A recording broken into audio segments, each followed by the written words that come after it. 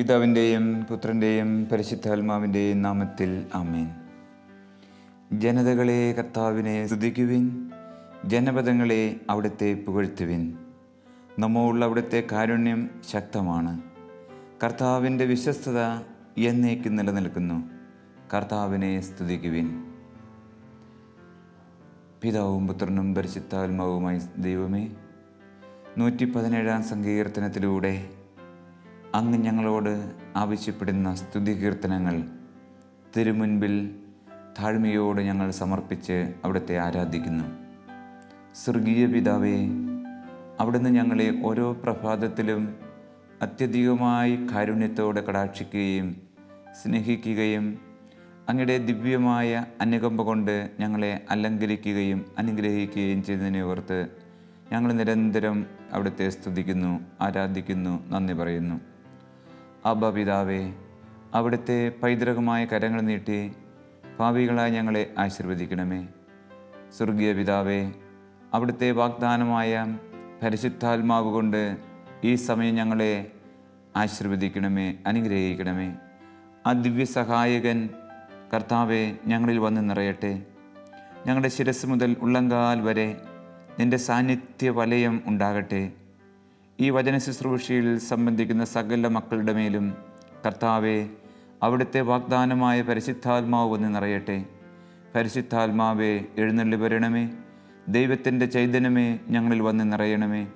ദൈവത്തിൻ്റെ ജ്ഞാനമേ, അറിവേ, വിവേകമേ, വിജ്ഞാനമേ ഞങ്ങളിൽ വന്ന് വസിക്കണമേ. ഞങ്ങളുടെ മേലും ലോകം മുഴുവൻ്റെ മേലും ദിവ്യാത്മാവെ വന്ന് നിറയുകയും ഞങ്ങളെല്ലാവരെയും പുതു സൃഷ്ടിയാക്കുകയും ദൈവവചനത്തിൻ്റെ സുവിശേഷത്തിൻ്റെ അന്തരാളങ്ങളിലേക്ക് ഞങ്ങളെ ആനയിക്കുകയും ചെയ്യുവാൻ തിരുവുള്ളമാകണമേ. ത്രിത്വൈക ദൈവമേ, ഞങ്ങളങ്ങയെ സ്തുതിക്കുന്നു, ആരാധിക്കുന്നു, നന്ദി പറയുന്നു. പരിശുദ്ധ പിതാക്കന്മാരെ, പ്രവാചക ഗണങ്ങളെ, സ്വർഗീയ ഗണങ്ങളെ, വിശുദ്ധാത്മാക്കളെ, ഈ സമയം ഞങ്ങൾക്ക് വേണ്ടി ദൈവസന്നിധിയിൽ മധ്യസ്ഥം വഹിച്ച് പ്രാർത്ഥിക്കണമേ. നിത്യം പിതാവും പുത്രനും പരിശുദ്ധാത്മാവുമായി സർവേശ്വര എന്നേക്കും ആമേൻ. നടപടി പുസ്തകം അധ്യായം 2 തിരുവചനം 1 മുതൽ. പന്തക്കുസ്ത ദിനം സമാഗതമായപ്പോൾ അവരെല്ലാവരും ഒരുമിച്ച് കൂടിയിരിക്കുകയായിരുന്നു. കൊടുങ്കാറ്റടിക്കുന്നത് പോലുള്ള ഒരു ശബ്ദം പെട്ടെന്ന് ആകാശത്ത് നിന്ന് ഉണ്ടായി. അത് അവർ സമ്മേളിച്ചിരുന്ന വീട് മുഴുവൻ നിറഞ്ഞു. അഗ്നിജ്വാലകൾ പോലുള്ള നാവുകൾ തങ്ങൾ ഓരോരുത്തരുടെയും മേൽ വന്നു നിൽക്കുന്നതായി അവർ കണ്ടു. അവരെല്ലാവരും പരിശുദ്ധാത്മാവിൽ നിറഞ്ഞു. ആത്മാവ് കൊടുത്ത ഭാഷണവരമനുസരിച്ച് അവർ വിവിധ ഭാഷകളിൽ സംസാരിക്കുവാൻ തുടങ്ങി. യേശുക്രിസ്തുവിൽ സ്നേഹമുള്ള മാതാപിതാക്കളെ, സഹോദരി സഹോദരന്മാരെ, ദൈവത്തിൻ്റെ രക്ഷാകര പദ്ധതിയുടെ പൂർത്തീകരണമായി അവിടുത്തെ വാഗ്ദാനമായ പരിശുദ്ധാത്മാവ് അപ്പസ്തോലന്മാരുടെ മേൽ സഹിയോൻ ശാലയിൽ വന്നു നിറഞ്ഞ ദൈവിക രഹസ്യത്തിൻ്റെ കഥയാണ് നാം ഇപ്പോൾ ശ്രവിച്ചത്. ക്രിസ്തു, എബ്രായ കർത്താവ് പറയുന്നത് പോലെ, നിത്യപുരോഹിതനാണ്. ക്രിസ്തു എന്നേക്കും വാഴുന്ന പുരോഹിതനാണ്. യേശു ക്രിസ്തു ദൈവത്താൽ അയക്കപ്പെട്ട, സ്വർഗത്തിൽ നിന്നും കടന്നു വന്ന പുരോഹിതനാണ്. ക്രിസ്തുവിൻ്റെ പൗരോഹിത്യം അതുകൊണ്ട് തന്നെ കാലങ്ങൾക്കും സമയങ്ങൾക്കും വ്യക്തികൾക്കുമെല്ലാം അതീതമായി നിലകൊള്ളുന്നു. ആ പൗരോഹിത്യം പരിശുദ്ധാത്മാവിൽ അഭിഷേകം ചെയ്യപ്പെട്ട പൗരോഹിത്യമാണ്. വാസ്തവത്തിൽ ക്രിസ്തുവിൻ്റെ പൗരോഹിത്യത്തിൽ പങ്കുചേരുന്നവരാണ് ക്രൈസ്തവ പുരോഹിതർ ഓരോരുത്തരും. പലപ്പോഴും ഓരോ വ്യക്തികളുടെയും പട്ടം കൊടുക്കൽ ശുശ്രൂഷയുടെ സമയത്ത് ആളുകൾ, ആ വ്യക്തിയും അതുപോലെ ആളുകളും അതിശയത്തോടുകൂടി ചിന്തിക്കുകയും ചിലപ്പോഴെങ്കിലുമൊക്കെ ചോദിക്കുകയും ചെയ്യുന്ന ഒരു ചോദ്യമുണ്ട്. ഇതെങ്ങനെ സംഭവിക്കും?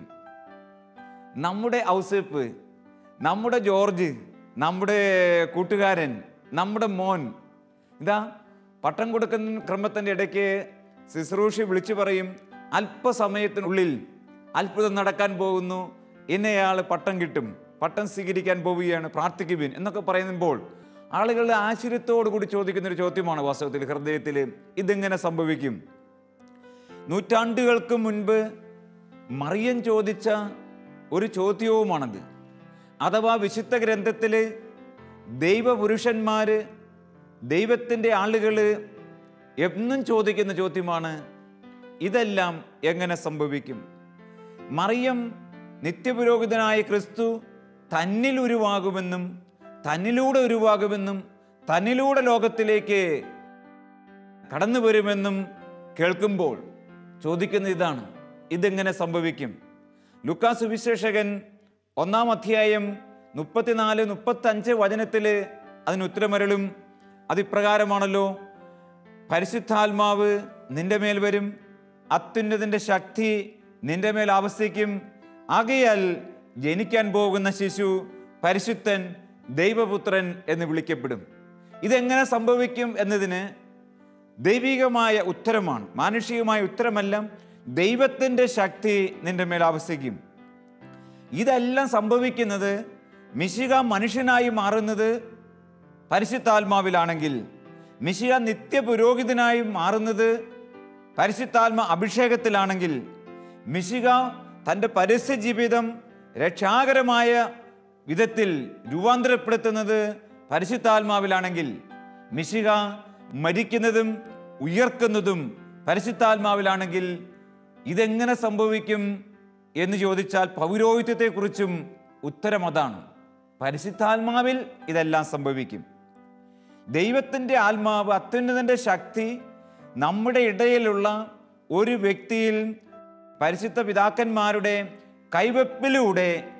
കൈവെപ്പ് സ്വീകരിക്കുമ്പോൾ പരിശുദ്ധാത്മാവിൻ്റെ ശക്തിയാൽ അവർ പുതുജന്മം പ്രാപിക്കുകയാണ്, പുരോഹിതരായി മാറുകയാണ്. പട്ടം കൊടുക്കൽ ശുശ്രൂഷയുടെ സമയത്ത് പ്രിയ സഹോദരരെ ഒന്ന് ഓർത്തു നോക്കുകയും, വളരെ മനോഹരമായൊരു ഗാനമുണ്ട്. ഞാൻ പാട്ട് പാടാൻ അത്ര സ്മാർട്ടൊന്നുമല്ല, പക്ഷേ ആ പാട്ടിൻ്റെ അർത്ഥം ഗ്രഹിക്കാൻ വേണ്ടിയിട്ട് ഞാൻ ആ പാട്ടിൻ്റെ ഇരടികൾ ഓർമ്മിപ്പിക്കുകയാണ്. നാഥാ ശിഷ്യഗണത്തിന്മേൽ വന്നു നിറഞ്ഞു വസിച്ചവനാം ആശ്വാസക പരിശുദ്ധാത്മാ ആരാധകരിൽ ഇറങ്ങട്ടെ തുടങ്ങിയ പാട്ടിൻ്റെ അങ്ങനെ പാടിപ്പോകുമ്പോൾ പറയുകയാണ്, പരിശുദ്ധാത്മാവെ പാടുകയാണ്, പരിശുദ്ധാത്മാവെ വേഗം പറന്ന് ഈ ദാസരിൽ ഇറങ്ങണമേ. ദൈവജനം ഒന്നായി മെത്രാൻ്റെ നേതൃത്വത്തിൽ പ്രാർത്ഥിക്കുകയും പാടുകയും ചെയ്യുകയാണ്, പരിശുദ്ധാത്മാവെ വേഗം ഈ ദാസരിൽ വന്ന് പറന്നിറങ്ങണമേ. പൗരോഹിത്യത്തിൻ്റെ പദവി ഈ ദാസർക്ക് ഏകണമേ. പൗരോഹിത്യം സ്വീകരിക്കാൻ പോകുന്ന വൈദികാർത്ഥി മുട്ടുമേൽ നിന്ന് കൈകൾ യാതനാരൂപത്തിൽ പിടിച്ചുകൊണ്ട് അത്യുന്നതൻ്റെ പക്കലേക്ക് ശിരസ് ഉയർത്തി പ്രാർത്ഥിച്ചുകൊണ്ടിരിക്കുകയാണ്. ദൈവജനം ഒന്നായി ദൈവത്തിൻ്റെ ആത്മാവിൻ്റെ അഭിഷേകത്തിന് വേണ്ടി വന്ന് നിറയണമേ എന്ന് പ്രാർത്ഥിച്ചുകൊണ്ട് നിൽക്കുകയാണ്.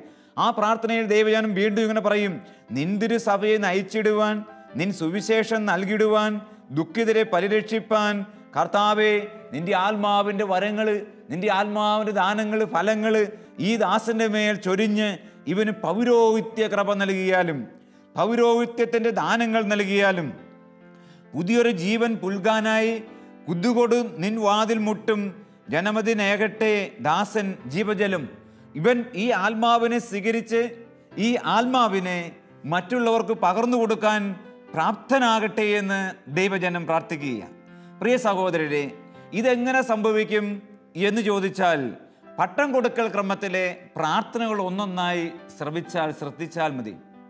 അവിടെ മെത്രാൻ പട്ടം കൊടുക്കുമ്പോൾ, ഒരു പുരോഹിതന് പട്ടം കൊടുക്കുമ്പോൾ മെത്രാൻ വളരെ തീഷ്ണതയോടുകൂടി പ്രാർത്ഥിക്കുകയാണ്, പരിശുദ്ധാത്മാവിൻ്റെ കൃപാവരത്താൽ യഥാർത്ഥ പൗരോഹിത്യത്തിൻ്റെ പദവികൾ കൈവെപ്പ് വഴി നൽകപ്പെടുന്നു.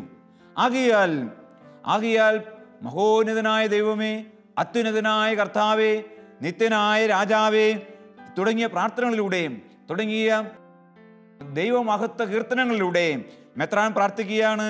പിതാവേ, ദൈവമേ, പരിശുദ്ധാത്മാവിൻ്റെ കൃപാവരം ഇയാളിൽ വന്ന് നിറഞ്ഞ്, പരിശുദ്ധാത്മാവിൻ്റെ വരങ്ങൾ ഇയാളിൽ വന്ന് നിറഞ്ഞ്, ഈ വ്യക്തികളിൽ, ഈ ദാസൻ്റെ മേൽ നിറഞ്ഞ് ഇവന് പൗരോഹിത്യത്തിൻ്റെ കൃപ നൽകി ഇവനെ പരിപൂർണനാക്കണമേ, ഇവനെ വിശുദ്ധനാക്കണമേ, ഇവനെ വേർതിരിക്കണമേ.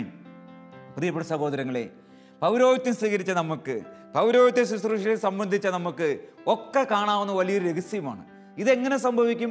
അപ്പോൾ നമ്മൾ പുരോഹിതരായത്, അഥവാ നമുക്ക് പുരോഹിതരെ ലഭിച്ചത് ഈ മണ്ണിൻ്റെ മണം കൊണ്ടല്ല, വാസ്തവത്തിലും മനുഷ്യൻ്റെ മേന്മ കൊണ്ടല്ല, മറിച്ച് ദൈവത്തിൻ്റെ കൃപാവരത്താലാണ്, ദൈവത്തിൻ്റെ ദാനത്താലാണ്. സ്വർഗം തുറക്കുകയും സ്വർഗം താണ് ഈ വ്യക്തിയിൽ വന്ന് നിറയുകയും ചെയ്യുമ്പോൾ അദ്ദേഹം കർത്താവിൻ്റെ പുരോഹിതനായി. ഇതെങ്ങനെ സംഭവിക്കും? മറിയം ചോദിച്ച ചോദ്യം ഓരോ പട്ടം കൊടുക്കൽ ശുശ്രൂഷയിലും വാസ്തവത്തിൽ റെലവൻ്റാണ്, അർത്ഥപൂർണമാണ്. ഇതെങ്ങനെ സംഭവിക്കും? പരിശുദ്ധാത്മാവ് ഇയാളിൽ വന്ന് നിറയും. സഭ പ്രാർത്ഥിക്കുമ്പോൾ, മെത്രാൻ കൈവയ്ക്കുമ്പോൾ പരിശുദ്ധാത്മാവ് ഈ വ്യക്തിയിൽ വന്ന് നിറയുകയാണ്. അപ്പോൾ തിരുപ്പട്ടം സ്വീകരിക്കുന്ന വ്യക്തിയെ കർത്താവ് ദൈവാരൂപിയാലും അരൂപിയുടെ വരങ്ങളാലും അരൂപിയുടെ ദാനങ്ങളാലും അരൂപിയുടെ ഫലങ്ങളാലും നിറയ്ക്കുന്നു. അതിൻ്റെ ഫലമായി ആ വ്യക്തി ആത്മാവിൽ പൂരിതനാവുകയും ആത്മാവ് പകർന്നു കൊടുക്കുവാൻ പ്രാപ്തനാവുകയും ചെയ്യുന്നു. ഈ വലിയ സത്യം പ്രിയപ്പെട്ട വൈദികരെ, സഹോദരരെ, ദൈവജനമേ, നമ്മൾ എന്നും ഓർക്കേണ്ടതാണ്. അപ്പോൾ ദൈവത്തിൻ്റെ കാരുണ്യമാണ് നമ്മളിൽ പറന്നിറങ്ങുന്നത്. ഈശോ മിശിഹായുടെ ജീവിതത്തിലേക്ക് നോക്കിക്കേ. ആ ദൈവാത്മ ചൈതന്യം കൊണ്ട് പൂരിതനായ മിശിഹ കടന്നു ചെന്ന വഴികളിലെല്ലാം ദിവ്യപ്രകാശമായിരുന്നു. ജനത്തിന് അത്ഭുതമായിരുന്നു, ജനത്തിന് ആശ്ചര്യമായിരുന്നു. അവനെ കാണുമ്പോൾ, കേൾക്കുമ്പോൾ, അവൻ്റെ സ്പർശനം അനുഭവിക്കുമ്പോൾ അത്ഭുതമായിരുന്നു. ഓർത്തു നോക്കുകയെ, നാസ്രത്തിലെ ദേവാലയത്തിലേക്ക്, സിനഗോഗിലേക്ക് കടന്നു ചെല്ലുന്ന കർത്താവിൻ്റെ അധരങ്ങളിൽ നിന്നും അടർന്നു വീഴുന്ന വാക്കുകൾ കേട്ട് അവിടെ കൂടിയിരുന്നവരൊക്കെ അത്ഭുതം കൊള്ളുകയാണ്. ഇവൻ ആ തച്ചൻ്റെ മോനല്ലേ? അവർ ചോദിക്കുക, ഇവന് പിന്നെ എവിടെ നിന്ന് കിട്ടി ജ്ഞാനവും അറിവുമെല്ലാം? ഇവൻ ഈ വിവേകവും വിജ്ഞാനവും എല്ലാം എവിടെ നിന്ന് ലഭിച്ചു? പ്രിയപ്പെട്ട സഹോദരങ്ങളെ, കർത്താവ് അപ്പോൾ ഉത്തരം കൊടുക്കുന്നുണ്ട്. അതിനു മുൻപ് തന്നെ കർത്താവിൻ്റെ ആത്മാവ്, ദൈവത്തിൻ്റെ ചൈതന്യം എൻ്റെ മേലുണ്ട്. ഈ ആത്മാഭിഷേകമാണ് എൻ്റെ ജ്ഞാനത്തിൻ്റെയും അറിവിൻ്റെയും വിവേകത്തിൻ്റെയും അത്ഭുതത്തിൻ്റെയും അടയാളത്തിൻ്റെയും എല്ലാം ഉറവിടമെന്ന് ഈശോ പറയുക. അപ്പോൾ പുരോഹിതൻ്റെ ശക്തി എന്ന് പറയുന്നത് ഈ ആത്മാഭിഷേകമാണ്. ഈ ആത്മാഭിഷേകം പുരോഹിതൻ്റെ ജീവിതത്തിൻ്റെ എല്ലാമാണ്. അതുകൊണ്ടാണ് പൗലോസ് തിമോത്തിയോസിനോട് പറയുന്നത്, എൻ്റെ മകനെ, എൻ്റെ കൈവെപ്പ് ശുശ്രൂഷ വഴി നിനക്ക് ലഭിച്ച ദൈവിക കൃപ നീ ഉജ്ജ്വലിപ്പിക്കുക. അപ്പോൾ പുരോഹിത ദൗത്യം എന്ന് പറഞ്ഞാൽ, പുരോഹിതന് അനുദിനം ഓർക്കേണ്ടതും ചെയ്യേണ്ടതും എന്ന് പറഞ്ഞാൽ ഈ ദൈവാത്മാവിൻ്റെ ചൈതന്യം തങ്ങളിൽ ഉജ്ജ്വലിപ്പിക്കുക എന്നുള്ളതാണ്. പുരോഹിതർ സെമിനാരി പഠിക്കുന്ന കാലത്ത്, നമ്മൾ സെമിനാരി ചേർന്നപ്പോൾ എല്ലാ കാര്യങ്ങളും, ഓരോ ക്ലാസ്സും തുടങ്ങുന്നതിന് മുൻപ്, ഓരോ ധ്യാനവും തുടങ്ങുന്നതിന് മുൻപ്, നമ്മുടെ എന്ത് കാര്യമാകട്ടെ, ഏത് കാര്യം തുടങ്ങുന്നതിന് മുൻപും നമ്മൾ വിളിച്ചു പറഞ്ഞ് പ്രാർത്ഥിച്ചിരുന്നൊരു കാര്യമുണ്ടല്ലോ. എന്തായിരുന്നത്? പലപ്പോഴും ജീവിതയാത്രയിൽ നമ്മളത് മറന്നുപോയപ്പോൾ നമ്മുടെ കാലിടറുകയും സ്വരമിടറുകയും ചെയ്തതും സത്യം തന്നെ. എന്താ നമ്മൾ വിളിച്ചു പറഞ്ഞിരുന്നത്, പ്രാർത്ഥിച്ചിരുന്നത്? പരിശുദ്ധാത്മാവ് എഴുന്നള്ളി വരിക, പരിശുദ്ധാത്മാവ് എഴുന്നള്ളി വരിക, ഞങ്ങളുടെ ബുദ്ധിയെ പ്രകാശിപ്പിക്കുക, ഞങ്ങളുടെ മനസ്സിനെ ശക്തിപ്പെടുത്തുക, ഞങ്ങളുടെ ശരീരങ്ങളെ ബലപ്പെടുത്തുക. നമ്മൾ പ്രാർത്ഥിച്ചിരുന്നു. അന്നൊക്കെ ദൈവകൃപ സമർത്ഥമായി ലഭിക്കുകയും മുന്നോട്ട് പോകുവാനും പറ്റി. പൗരോഹിത്യം സ്വീകരിച്ച് നാം മുന്നോട്ട് പോയപ്പോൾ വാസ്തവത്തിൽ എന്താ സംഭവിച്ചത്? പൗരോഹിത്യ ജീവിതയാത്രയിൽ നമുക്കൊരു പക്ഷേ പ്രശ്നങ്ങളും പ്രതിസന്ധികളും പരാജയങ്ങളും ദുഃഖങ്ങളും തോൽവിയൊക്കെ നമ്മളെ വേട്ടയാടിയെങ്കിൽ അതിൻ്റെ കാരണം ഒരുപക്ഷെ എന്തായിരിക്കാം? നല്ലൊരു ശതമാനവും എന്തായിരിക്കാം? ഈ പ്രാർത്ഥന മറന്നുപോയി, ഈ അവബോധം നമ്മൾ വിസ്മരിച്ചു പോയി. പരിശുദ്ധാത്മാവ് എഴുന്നള്ളി വരിക. അപ്പോൾ നമുക്ക് ഇതെല്ലാം സാധിക്കും. ഇപ്പോൾ നമുക്ക് അസാധ്യമെന്ന് വിചാരിക്കുന്ന പ്രിയപ്പെട്ട പുരോഹിതരെ, അസാധ്യമെന്ന് വിചാരിക്കുന്ന എല്ലാ കാര്യങ്ങളും പരിശുദ്ധാത്മാവ് വന്നു കഴിയുമ്പോൾ, ആത്മാവിൽ നമ്മൾ അവബോധം ആർജിക്കുമ്പോൾ, ആത്മാവിൻ്റെ ചലനത്തിന് നമ്മൾ വിട്ടുകൊടുക്കുമ്പോൾ നമുക്ക് സാധ്യമാവും. ഈശോയുടെ ജീവിതം മുഴുവനും നാം കാണുന്നത് അതായിരുന്നു. ഈശോ ആത്മാവിൽ ഇപ്രകാരം എല്ലാം ചെയ്തു. നമ്മൾ നോക്കുകയും അപ്പസ്തോലന്മാരുടെ ജീവിതത്തിൽ അവർ നിസാരന്മാരായിരുന്നല്ലോ. ലോകദൃഷ്ടിയ മണ്ടന്മാര്, നിസാരന്മാര്, ബലഹീനര്, അജ്ഞര്, കുലീനത്വമില്ലാത്തവര്, മുക്കുവന്മാര്, ചുങ്കക്കാര്. പക്ഷേ എന്തൊരു അതിശയം! ഈ അപ്പസ്തോലന്മാര് ആത്മാവിൽ നിറയുമ്പോൾ നടപടി പുസ്തകം 2-ാം അധ്യായം മുതൽ അവസാനിക്കുന്ന ഭാഗം വരെ നമ്മൾ കാണുന്നത് ഒന്നൊന്നായി കാണുന്നൊരു സത്യമുണ്ടല്ലോ. അവർ ആത്മാവിൽ നിറഞ്ഞപ്പോൾ എന്തെന്നില്ലാത്ത വിധത്തിൽ ജനത്തിൻ്റെ മുൻപിൽ അവർ ശ്രേഷ്ഠരായി മാറി. കർത്താവ് തന്നെ വചനത്തിൽ പറയുകയാണ്, ഈ വചനം നിങ്ങൾക്ക് ഉത്കൃഷ്ടത്തിനിടയാക്കും, ഉന്നതിക്കിടയാക്കും, ഐശ്വര്യത്തിനിടയാക്കും, ആനന്ദത്തിനിടയാക്കും. അത് തന്നെ അവരുടെ ജീവിതത്തിൽ സംഭവിക്കുക. പ്രിയപ്പെട്ട സഹോദരങ്ങളെ, അപ്പസ്തോലന്മാർ നടപടി പുസ്തകം 2-ാം അധ്യായം വിവിധ ഭാഷകളിൽ സംസാരിച്ചു, ജനഹൃദയങ്ങളിലേക്ക് ഇറങ്ങിച്ചെന്നു, അവിടെ ഹൃദയങ്ങളിൽ സ്വാധീനം ചെലുത്തി, അവരെയും ദൈവത്തിലേക്ക്, ക്രിസ്തുവിലേക്ക് മാടി വിളിച്ചു. അവരുടെ വാക്കുകൾ കേട്ടപ്പോൾ ജനത്തിന് മറ്റൊന്നും ഒരു ചോയ്സ് പോലും ഇല്ലാത്ത അവസ്ഥയായി. ഒറ്റ ചോയ്സേ അവിടെ മുൻപേ പിന്നെയുള്ളൂ. എന്ത്? യേശു ക്രിസ്തുവിനെ രക്ഷകനും നാഥനുമായി സ്വീകരിക്കുക. നടപടി പുസ്തകത്തിൽ ഇങ്ങനെ ധീരോദാത്തമായ വിധത്തിൽ, പ്രോജ്വലമായ വിധത്തിൽ ദൈവവചനം പ്രഘോഷിക്കുകയും ആ വചനത്തിന് സാക്ഷ്യം നൽകുകയും ചെയ്യുന്ന അപ്പസ്തോലന്മാരുടെ പൗരോഹിത്യ ജീവിതം സുന്ദരമായത് പരിശുദ്ധാത്മാവിൻ്റെ അഭിഷേകത്താലാണ്. അപ്പോൾ ഈ അഭിഷേക അഗ്നിയുടെ പ്രത്യേകത എന്താ? ഉൽപ്പത്തി പുസ്തകത്തിൽ നമ്മൾ കടന്നു നോക്കിക്കഴിഞ്ഞാൽ പൗരോഹിത്യ ജീവിതത്തെ സമ്പന്നമാക്കുന്ന പരിശുദ്ധാത്മാവിൻ്റെ സവിശേഷത എന്നത് ഈ ആത്മാവാണ് പൗരോഹിത്യ ജീവിതത്തിൻ്റെ ജീവത്തുടിപ്പ്, പ്രിൻസിപ്പിൾ ഓഫ് ലൈഫ് എന്ന് പറയും. ജീവിതത്തിൻ്റെ ഉറവിടം, പൗരോഹിത്യ ജീവിതത്തിന് തുടിപ്പ് കൊടുക്കുന്നത്, ഉന്മേഷം കൊടുക്കുന്നത്, ഉണർവ് കൊടുക്കുന്നത്, ആ ജീവിതത്തിന് ക്രമവും താളവും ലയവും കൊണ്ടുവരുന്നത് പരിശുദ്ധാത്മാവാണ്. ഈ ആത്മാവിൻ്റെ അവബോധത്തിൽ മുന്നോട്ട് പോകുന്ന പൗരോഹിത്യ ജീവിതത്തിൽ എന്നും എന്നും ഒരു സൗരഭ്യം കാണും, എന്നും ഒരു താളലയം കാണാം. ഉൽപ്പത്തി പുസ്തകത്തിലെ 1-ാം അധ്യായത്തിൽ ഈ പ്രപഞ്ചത്തിലേക്ക് ഇറങ്ങി വസിക്കുന്ന പരിശുദ്ധാത്മാവ്, ഈ പ്രപഞ്ചത്തിലെ എല്ലാം രൂപപ്പെടുത്തുന്ന പരിശുദ്ധാത്മാവ്, അതിന് ക്രമവും താളവും കൊണ്ടുവരുന്ന പരിശുദ്ധാത്മാവ്, ആ ചൈതന്യം അതിലൂടെ കടന്നു പോകുമ്പോൾ ദൈവമായ കർത്താവ് പറയുന്നു, കൊള്ളാൻ നന്നായിരിക്കുന്നു. അപ്പോൾ നമ്മുടെ പൗരോഹിത്യ ജീവിതം കൊള്ളാൻ നന്നായിരിക്കുന്നുവെന്ന് നമുക്കും, കൊള്ളാൻ നന്നായിരിക്കുന്നുവെന്ന് ദൈവജനത്തിനും തോന്നുവാനും അനുഭവിക്കുവാനും സാധിക്കുന്നത് സത്യത്തിൽ ഈ ആത്മാവ് നമ്മുടെ ആത്മാവിലൂടെ, നമ്മുടെ ശരീരത്തിലൂടെ, നമ്മുടെ മനസ്സിലൂടെ സഞ്ചരിക്കുമ്പോഴാണ്. ദൈവത്തിൻ്റെ ചൈതന്യം ചലിച്ചുകൊണ്ടിരുന്നാൽ പൗരോഹിത്യ ജീവിതം എന്നും ചലനാത്മകമായിരിക്കും. ദൈവത്തിൻ്റെ ചൈതന്യം പ്രപഞ്ചത്തിലൂടെ സഞ്ചരിച്ചു എന്ന് പറയുക, ചലിച്ചു എന്ന് പറയുക. അതുപോലെ തന്നെയാണ് നമ്മിലേക്ക് പട്ടക്രമത്തിൽ വന്നിറങ്ങിയ പരിശുദ്ധാത്മാവിൻ്റെ ചൈതന്യം നമ്മിലൂടെ ചലിക്കുമ്പോൾ നമ്മുടെ പൗരോഹിത്യ ജീവിതം, പ്രിയപ്പെട്ട സഹോദര വൈദികരെ, പ്രിയപ്പെട്ട ദൈവജനമേ, ഇതെന്തായി മാറും? ചലനാത്മകമായി മാറും. അത് സുന്ദരമാകും, അത് മനോഹരമാകും. അപ്പോൾ ദൈവവും മനുഷ്യരെ നമ്മെ കാണുമ്പോൾ പറയും, അതിലെല്ലാം ഉപരി നമുക്ക് പറയാൻ പറ്റും, കൊള്ളാൻ നന്നായിരിക്കുന്നു, ഇത് സുന്ദരമാണ്, രസമാണ്. അപ്പോൾ പൗരോഹിത്യ ജീവിതത്തിൻ്റെ പ്രത്യേകത അതാണ്. അത് ജീവശ്വാസമായി ആണെന്നാണല്ലോ ഉൽപ്പത്തി പുസ്തകം 2-ാം അധ്യായം 7-ാം വചനത്തിൽ പറയുന്നത്, ജീവശ്വാസം. അപ്പോൾ പൗരോഹിത്യ ജീവിതത്തിൻ്റെ ശ്വാസം, നാഡി, ആ തുടിപ്പ് എന്ന് പറയുന്നത് നമ്മൾ സ്വീകരിച്ച പരിശുദ്ധാത്മാവാണ്. അഥവാ നമ്മിലേക്ക് പട്ടത്തിൻ്റെ സമയത്ത് ഇറങ്ങി വസിച്ച പരിശുദ്ധാത്മാവാണ്. പ്രിയ സഹോദരരെ, ഈ ആത്മാവിൻ്റെ ജ്വലനം നടക്കുമ്പോൾ നമുക്കൊരു നാളും മന്ദോഷ്ണരായി കഴിയേണ്ടി വരില്ല. നമുക്കൊരു നാളും മരവിപ്പിൻ്റെ അവസ്ഥ അനുഭവപ്പെടില്ല. നമുക്കൊരു നാളും മന്ദിപ്പിൻ്റെ അവസ്ഥ അനുഭവപ്പെടില്ല. മറിച്ച് ക്രിയാത്മകമായി, തീഷ്ണതയോടുകൂടി, ഉന്മേഷത്തോടുകൂടി സുവിശേഷത്തിന് സാക്ഷ്യം വഹിച്ച്, സ്വർഗത്തിന് സാക്ഷ്യം വഹിച്ച് ജീവിക്കാൻ പറ്റും. അപ്പോൾ നിരന്തരം പുരോഹിതൻ്റെ അതിരത്തിൽ നിറഞ്ഞു നിൽക്കണം. എന്ത്? പരിശുദ്ധാത്മാവേ എഴുന്നള്ളി വരിക. നമ്മൾ കുർബാനയ്ക്കിടയ്ക്ക് പ്രാർത്ഥിക്കുന്നുണ്ടല്ലോ, let thy spirit come upon these gifts and make them holy. നിത്യം കുർബാനയിൽ പ്രാർത്ഥിക്കുമ്പോൾ പറയുന്നതാണ്, നിന്റെ പരിശുദ്ധാത്മാവ് ഇതിൽ എഴുന്നള്ളി വന്ന് ഇതിനെ പാവനമാക്കട്ടെ, പരിശുദ്ധമാക്കട്ടെ. സത്യത്തിൽ ആ കൈ നമ്മുടെ തലയിലും ഇടയ്ക്കെങ്കിലും വെക്കണം. എന്നിട്ട് പറയണം, let thy spirit come upon these gifts. നമ്മളും ദൈവത്തിനും ദൈവജനത്തിനും ഒരു ഗിഫ്റ്റാണ്. ഓരോ പുരോഹിതനും ദൈവത്തിനും ദൈവജനത്തിനും ഒരു ദാനമാണ്. അപ്പോൾ ഈ ദാനത്തിലേക്ക്, ഈ സമ്മാനത്തിലേക്ക് ഈ ചൈതന്യം ഇറങ്ങി വസിക്കട്ടെ എന്ന് പുരോഹിതൻ പ്രാർത്ഥിക്കുമ്പോൾ പൗരോഹിത്യ ജീവിതം ഇതാ വിശുദ്ധി കൊണ്ട് തിളങ്ങി വിളങ്ങും, വിജ്ഞാനം കൊണ്ട്, വിവേകം കൊണ്ട് തിളങ്ങി വിളങ്ങും. അത് സുന്ദരമാവും. പ്രിയപ്പെട്ടവരെ, നമുക്കോർക്കാം, പലപ്പോഴും നമ്മൾ ഈ പ്രാർത്ഥനയൊക്കെ മറന്നു പോവുകയാണ്. ഈ സത്യങ്ങളൊക്കെ മറന്നു പോകുന്ന പൗരോഹിത്യ ജീവിതം വാസ്തവത്തിൽ സാവധാനം ഇരുളടഞ്ഞതായിട്ട് മാറും. അന്ധകാരം വ്യാപിക്കും, അസ്വസ്ഥത വ്യാപിക്കും, എന്താ പറയുക, ശൂന്യത കൊണ്ട് നിറയും. അത് സംഭവിക്കാതിരിക്കണമെങ്കിൽ നമ്മൾ നോക്കുകയെ, നമ്മൾ കിണറ്റിൽ നിന്നും വെള്ളം അടിച്ച് കയറ്റുന്നുണ്ട്. ഈ വെള്ളം അടിച്ച് കയറ്റുമ്പോൾ എത്രമാത്രം വെള്ളം നമ്മൾ അടിച്ചു കയറ്റിയോ അല്പസമയം കഴിഞ്ഞിട്ട് വീണ്ടും ആ കിണറ്റിൽ ചെന്ന് നോക്കി കഴിഞ്ഞാൽ അത്രയും വെള്ളം കാണും. കാരണം എന്താ?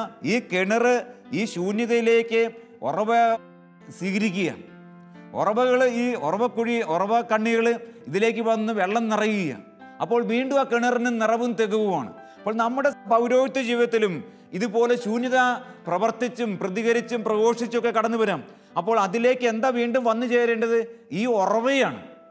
ഈ ഉറവ ഇതിലേക്ക് വന്ന് നിറയണം. അതിന് നാം ക്ഷണിക്കണം, അതിന് നാം പ്രാർത്ഥിക്കണം. അപ്പോൾ വീണ്ടും നിറവായി തികവായി വീണ്ടും നമ്മളിൽ നിന്നും ആ ജലം മറ്റുള്ളവരിലേക്ക് നിറകിളിക്കാൻ ഇടയാവുകയും ചെയ്യും. അപ്പോഴാണ് പൗരോഹിത്യ ജീവിതം രസകരമായി മാറുക. ചരിത്ര പുസ്തകത്തിൽ പരിശുദ്ധാത്മാവിൻ്റെ പ്രവർത്തനത്തെക്കുറിച്ച് പറയുമ്പോൾ പറയുന്ന പ്രധാനപ്പെട്ട കാര്യം, പരിശുദ്ധാത്മാവിനെ പറയുമ്പോൾ എ ഗൈഡിങ് ഫോഴ്സ് എന്നാണ് പറയുന്നത്.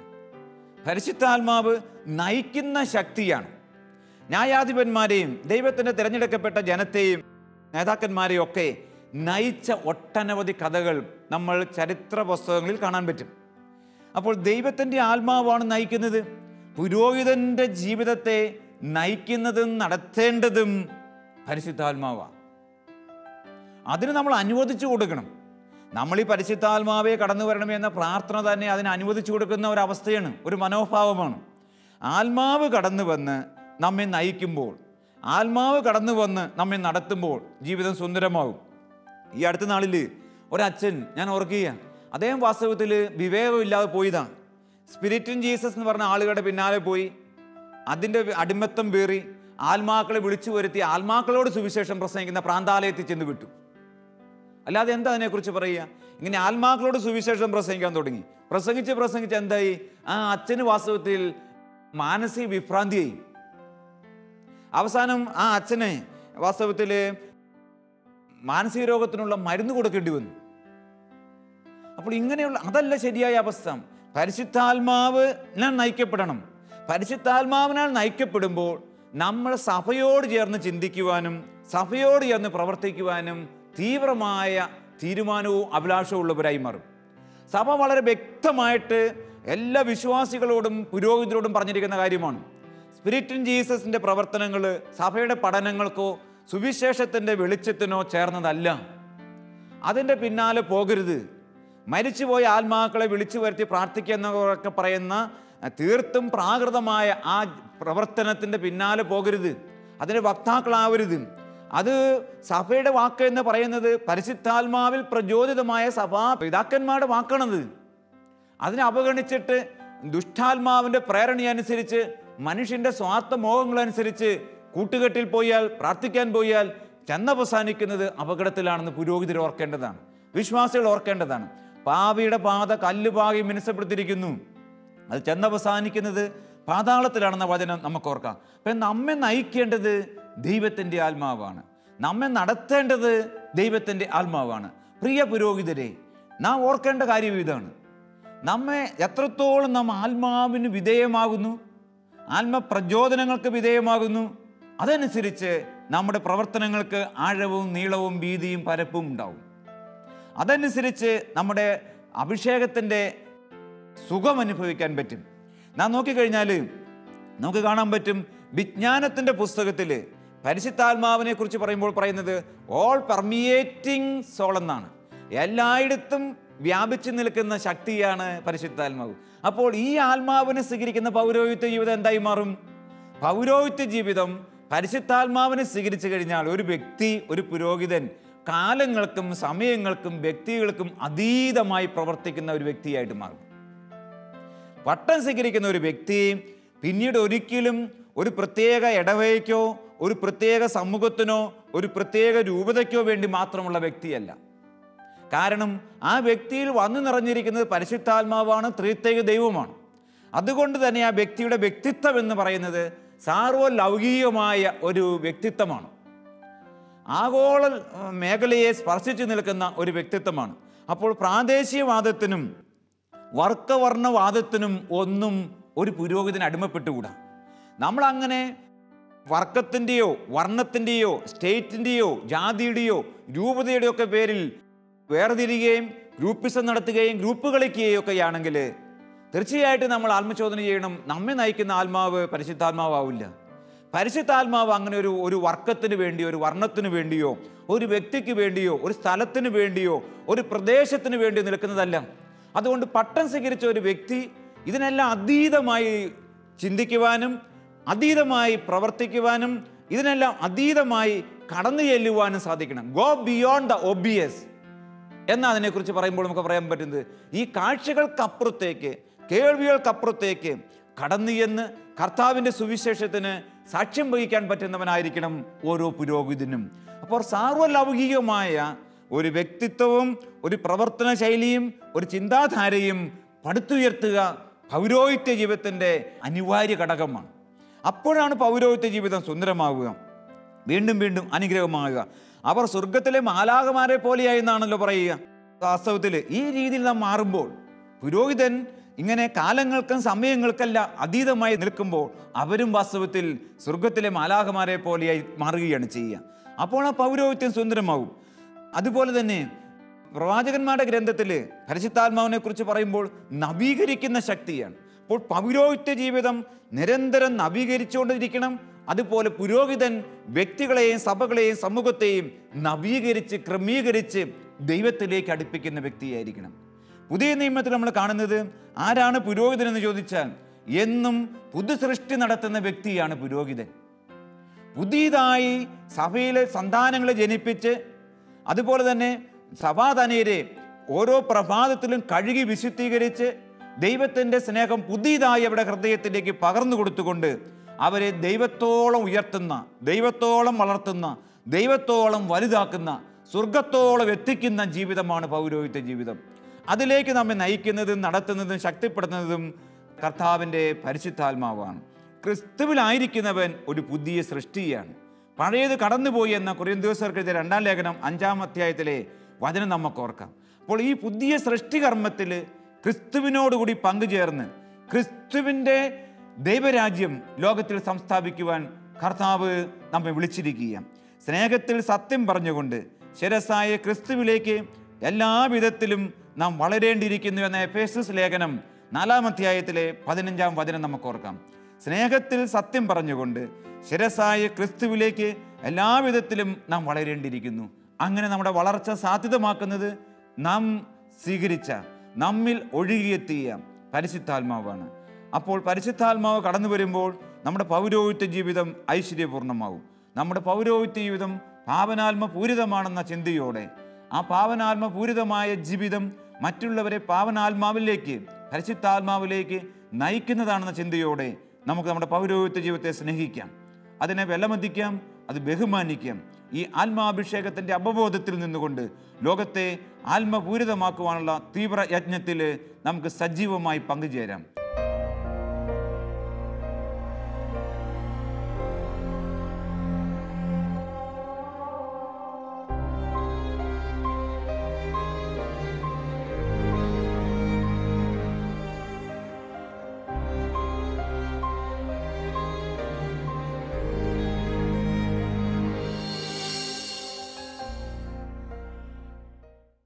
വിശദ വിവരങ്ങൾക്ക് director, Divine Vision, Divine Retreat Centre, Muringoor, Chalakudy 680316, Kerala, south India. Telephone 0091 480 270 8098, 0091 480 270 2613, fax 0091 480 270 8097, email mail.divintv@gmail.com, website www.drcm.org.